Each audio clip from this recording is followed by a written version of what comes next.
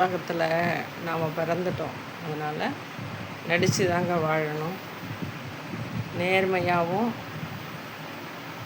நம்ம கேள்வி கேட்கவும் ஆரம்பித்தோன்னா நம்மளை உதாசீனப்படுத்தி ஓரங்கட்டி வச்சுருவாங்க. அதனால் அவங்களோட மண்டையை ஆட்டிக்கிட்டு, ஆமாம் நீங்கள் செய்கிறது கரெக்டு தாங்க, நீங்கள் சொன்னது சரிதாங்க, நீங்கள் பேசுகிறது சரிதாங்க, நீங்கள் செஞ்ச செயல் சரிதாங்கன்னு ஆமாம் சாமி போட்டு போனால் நம்மளையும் அவங்க நல்லா பேசுவாங்க.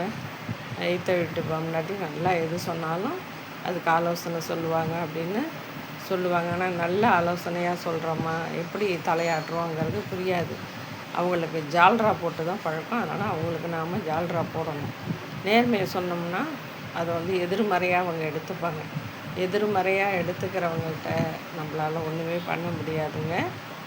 நேர்மையாக பேசினா எடுபடாது. அதனால் அவங்களுக்கு தகுந்த மாதிரி நாம் ஜால்ரா போட்டுக்கிட்டு, நடிப்பு பேச்சு பேசிக்கிட்டு, பொய்யை சொல்லிக்கிட்டு, பகட்டாக பேசிக்கிட்டு ஆமாம் சாமி போட்டுட்டு இருந்தாங்கன்னா தான் நம்ம அவங்களோட ஒத்து போகலாம்.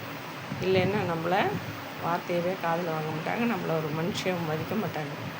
அதனால் ஜால்ரா போடுறது தாங்க உலகத்துக்கு பிடிக்குது. பொய்யா பேசுகிறவங்களுக்கு தான் 4 பேர் கூட நிற்பாங்க. நீங்கள் என்றைக்காவது உண்மையை பேசி பாருங்களேன். எடுத்த உண்மையை சொல்லுங்கள், அடுத்த நாள் உங்கள் வீட்டு பக்கம் கூட திரும்ப மாட்டாங்க, எதுவும் உங்கள்கிட்ட சொல்ல மாட்டாங்க. ஆமாம், அந்த மட்டும் சொல்கிறது ஒன்று தான், சொல்லாதது ஒன்று தான், அது நீ செஞ்சது தான் தப்புன்னு சொல்லுது அப்படின்னு சொல்லிட்டு போயிட்டே இருப்பாங்க. அதனால் எல்லாரோடையும் ஒத்து போயிட்டு ஜால்ரா போட்டுக்கிட்டு பின்பாட்டு பாடிக்கிட்டு நம்ம அவங்களோட ஒத்து போனால் தான் நாம் நல்லா இருக்கலாம்.